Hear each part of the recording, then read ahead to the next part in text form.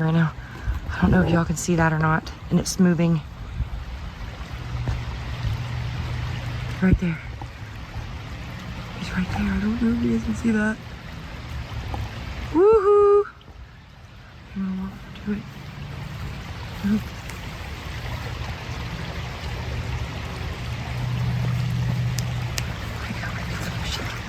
Don't lose it. Okay, I was up on the road. And I got down. It's huge. Okay, you guys gotta understand. It's across the water and in that tree line. It knows my light's on it. It's not stupid. Hardcore Bigfoot people are cult members. Bigfoot exhibits nocturnal behavior. It looks to be like a large primate. He is 94 years old. He has endured 5 decades of mockery, financial loss, broken friendships, and public humiliation. He never changed his story, not once. Not even when changing it would have set him free. And now, for the first time, Bob Gimlin is saying things he swore he would never say out loud. Not because someone pressured him, not because he wants money or fame he never wanted either, but because he is running out of time and he refuses to die with this secret still locked inside him. What you are about to hear is not a recap of the Patterson-Gimlin film. You already know that story. This is what happened before, during, and after those 60 seconds that the camera didn't capture. The details Gimlin held back on purpose. The part of this story that will completely change how you see Bigfoot and whether it even belongs in the category of animal at all. Stay with me, because by the end of this, you are going to have to make a choice about what you believe. The 20th of October 1967, Northern California, Bluff Creek. 2 men on horseback moving through one of the most remote stretches of wilderness in the United States, the Six Rivers National Forest, a sprawling wild expanse covering over 1 million acres. Roger Patterson, 38, passionate, obsessive, a man who had spent years chasing a creature most people laughed at. And beside him, Bob Gimlin, 36, a rancher and horse trainer, steady, skeptical, and honestly kind of just doing his buddy a favor. Gimlin has always been upfront about this. He did not believe in Bigfoot. He came along because Patterson needed someone who actually knew how to survive in the wilderness, and because Gimlin respected his friend even when he thought his friend was chasing shadows. They were 36 miles deep into the wilderness. Think about that for a second. 36 miles from the nearest town. No roads, no cell phones, no way out except the way they came in. If something went wrong out there, nobody was coming to help. They had been riding for hours. The terrain was rough. The creek bed was dry, the air was cool, and still in the way that deep wilderness gets still the kind of quiet that makes your own breathing sound loud. Then the horses felt it before the men did. Both animals suddenly went rigid, ears pinned back, eyes blown wide. The kind of behavior every experienced horseman recognizes immediately, not the skittish reaction to a bird or a snake. This was primal fear. These animals sensed something their riders could not yet see. They rounded a bend. And there it was. Crouched near a fallen log across the creek, a figure, massive, covered in dark hair from head to foot. And when it noticed the 2 men, it did something no bear does it, stood up, fully upright, on 2 legs. And it looked at them. Gimlin estimates it stood between 6.5 and 7 feet tall. Patterson's horse panicked completely and threw him. Patterson hit the ground, scrambled for his camera in the saddlebag, and started running toward the creature while filming. Gimlin stayed back. He was managing 2 panicking horses, but his eyes never left that figure. What followed was 52 seconds of 16mm footage that became the most analyzed, most debated, most famous piece of amateur film ever captured. 952 frames, a creature walking away, arms swinging, muscles moving, and then at frame 352, a look back over the right shoulder. That glance, that single moment, it has haunted researchers for 57 years. But here is what Gimlin wants you to understand. The camera only caught part of what happened that day. Now let's talk about the creature's behavior, because this is the thing that has always quietly unsettled even the most hardened skeptics. A 700-pound animal, surprised at close range by 2 men on horseback. In any rational biological scenario, flight, aggression, panic, that is what animals do when startled. Patty, the name researchers gave to the creature in the film, assumed female based on visible anatomy, did none of those things. She did not run. She did not charge. She walked, slowly, deliberately, with what Gimlin has consistently described in his most recent interviews as disdain. Like she was mildly annoyed, not frightened. Like she had somewhere to be, and two humans with a camera were simply an inconvenience. Her eyes met theirs with a look that Gimlin says felt like utter contempt. Not fear, not aggression, just annoyance, like they were bothering her. Gimlin, standing there holding two terrified horses while his own heart was pounding, noticed something the camera could not capture. Sounds coming from the tree line. Not distant, close, movement in the brush, heavy, more than one source. And then audio analysts who have spent years cleaning up the background noise from the original footage say they can detect something even stranger. Faint, high-pitched whistling sounds, and what can only be described as chattering, almost like baby talk coming from somewhere just beyond where Patty disappeared into the trees. Gimlin has said with increasing directness in recent years that he believes she was not alone. Some researchers who have analyzed stabilized, enhanced versions of the footage claim to detect briefly, barely visible a second, smaller figure in the trees. Background, deep in frame, gone in seconds. And when you rewatch Patty's behavior through this lens, something clicks. She is not walking away in panic. She is drawing attention. She keeps moving in a direction that pulls both men's eyes toward her.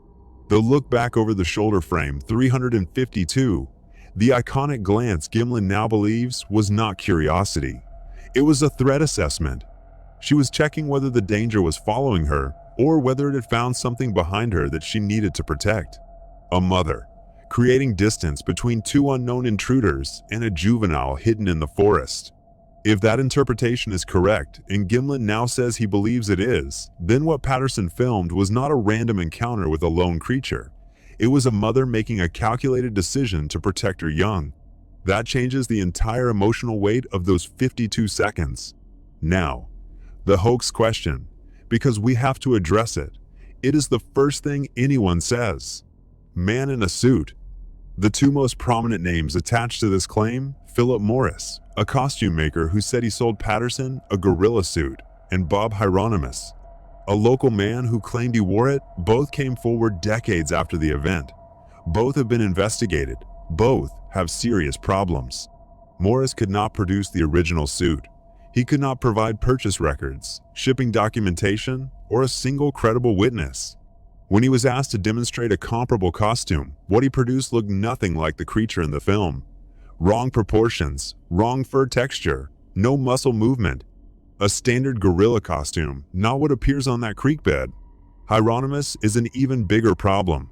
His measurements do not match the creature on film. He is shorter, different build entirely. When researchers placed him in a location matching the film's geometry and compared proportions, the numbers simply do not line up. And then there is the polygraph. Hieronymus failed multiple polygraph tests when questioned directly about his claimed involvement. He also waited over 30 years to come forward, and when he finally did, his description of the events contradicted the known facts in almost every specific detail. Gimlin is not polite about these two men anymore. He is blunt. He calls them liars, and the evidence supports his anger. But here is where it gets scientifically interesting. Biomechanics experts, people who study how bodies move for a living, have analyzed the gait in the footage and found something they describe as deeply unusual for a human. The creature in the film uses what is called a compliant gait. It bends its knees deeply, sinks its weight into each step, and distributes load in a way that conserves energy across long distances. This is not how humans naturally walk, and it is extremely difficult to replicate intentionally, especially while wearing a heavy costume. Enhancement of the footage appears to show muscle movement beneath the hair, the gluteal muscles flexing with each step, the trapezius and deltoid muscles in the shoulder rippling when the arm swings, thigh muscles contracting and releasing. In 1967, before motion capture, before modern suit technology, before the kind of special effects that could produce realistic subcutaneous muscle movement, this would have been essentially impossible to fake. The footprints added another dimension. 14.5 inches long, plaster casts made immediately after the encounter showed dermal ridges similar to fingerprints, and a mid-tarsal break, a flexibility in the middle of the foot that humans do not have, but that would be expected in a large bipedal primate with a different locomotive structure. No costume, no matter how well made, could fake that kind of anatomical detail pressed into the ground with the weight of a 700-pound animal. And remember, they were 36 miles deep in the wilderness. Staging an elaborate hoax of that scale, with that level of anatomical detail, using 1967 technology, in that location the logistics alone make it nearly impossible. This was not a Hollywood studio. This was backcountry with no roads and no infrastructure. So here's the question nobody wants to sit with. If it is not a hoax, and the physical evidence points to something biologically real, why has no body ever been found? Why, after thousands of sightings across decades, is there no skeleton, no road casualty, no confirmed DNA sample that closes the case? This is the question that has quietly pushed Gimlin toward territory he never expected to enter.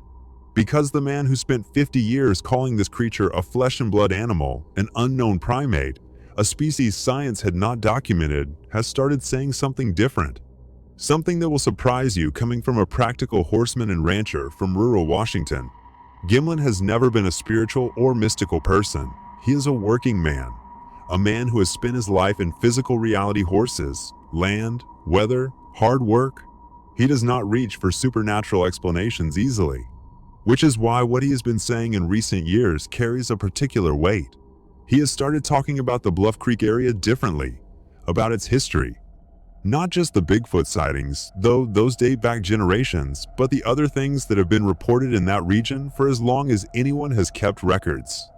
Unexplained disappearances, UFO activity, events that local Native American communities have described for centuries in terms that do not involve biology at all.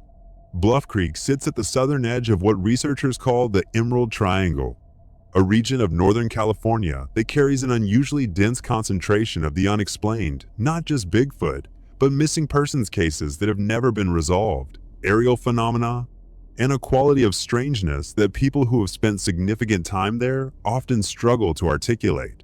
People have vanished from this region without a trace for decades. Some researchers do not think that is a coincidence. Gimlin has spoken about conversations with Native American elders, conversations he did not discuss publicly for decades. Those elders told him something their communities have known and passed down for generations. Sasquatch beings are not simply animals. They are not undiscovered primates waiting to be cataloged by science. They are something older than that. Something that does not operate entirely within the physical world as we experience it. Many Pacific Northwest tribes describe the Sasquatch not as wildlife, but as forest guardians, spiritual entities, beings that exist at an intersection between the physical and something else. They are called the Hairy People, the Stick Indians, and they are treated with a mixture of profound respect and deep fear. The accounts describe creatures that can appear suddenly and vanish without trace, that seem to be aware of being watched before any visual or audible cue could have reached them. That leave evidence of physical presence, footprints, broken branches, vocalizations, but never leave bodies, never sustain injuries, never get hit by cars on highways that cut through their territory. And this is where some researchers take it even further. They propose that Bigfoot is not a biological creature in the way we understand biology at all. That it could be something interdimensional, a being that can slip in and out of our reality, glitches in the matrix, as some have described it. Temporary visitors from a parallel world that occasionally intersects with our own. It would explain why these creatures leave footprints, why they are seen and heard and smelled, but why they vanish as if they were never there.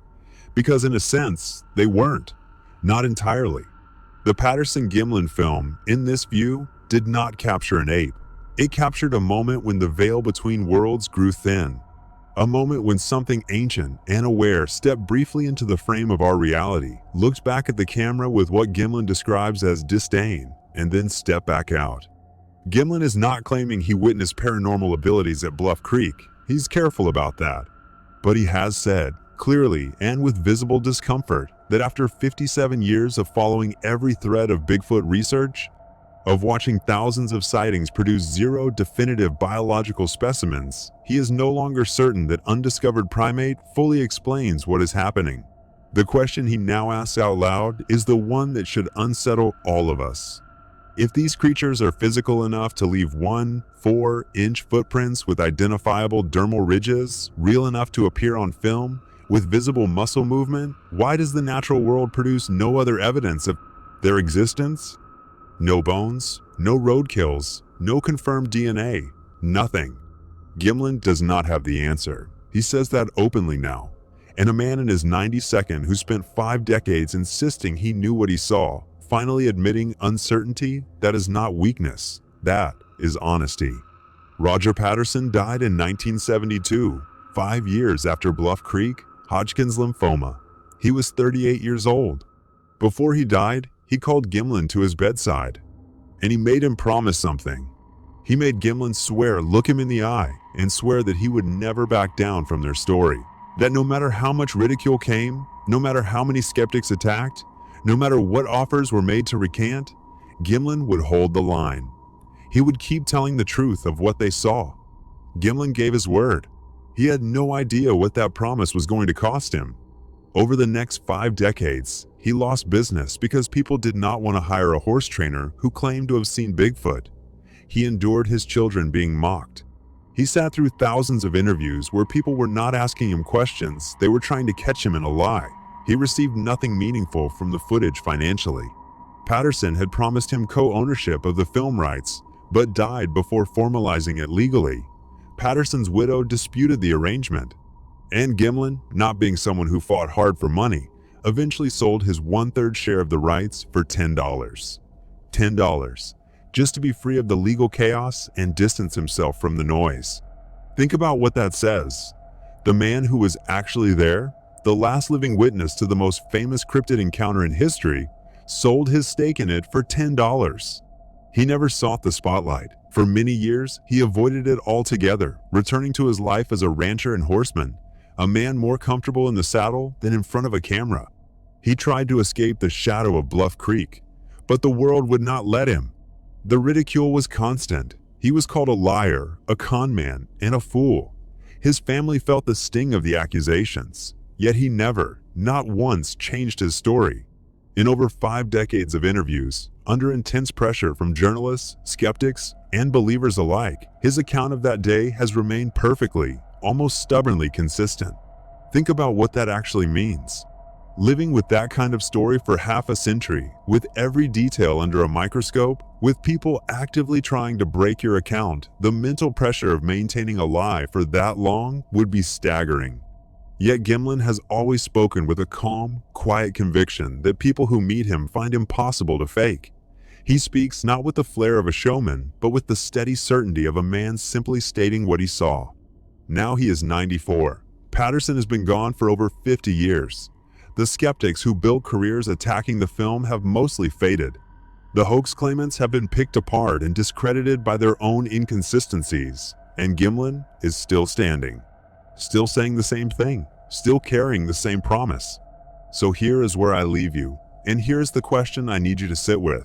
A 94-year-old man, 5 decades of consistent testimony, no financial gain in fact. He sold his share for $10. Significant personal loss, a dying promise to a friend, and at the end of all of it, not less certainty that something real happened at Bluff Creek, but a quiet, reluctant openness to the possibility that what he saw might be something stranger than any of us are prepared to accept. Is Bob Gimlin credible? That is the easy question. The evidence strongly suggests yes. The harder question, the one Gimlin himself is now wrestling with at the end of his life, is what exactly was he credible about? A flesh and blood primate that science has not yet documented? A spiritual entity that indigenous cultures across this continent have understood for thousands of years while Western science dismissed the whole conversation? Or something that sits outside every category we currently have, physical enough to leave footprints, intelligent enough to protect its young, and somehow structured in a way that lets it exist just past the edge of what our instruments can reliably measure?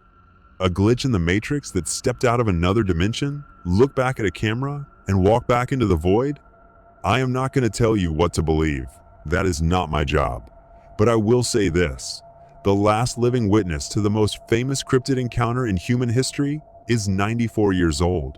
He knows his time is limited, and after 5 decades of carefully measured statements, he is now saying everything.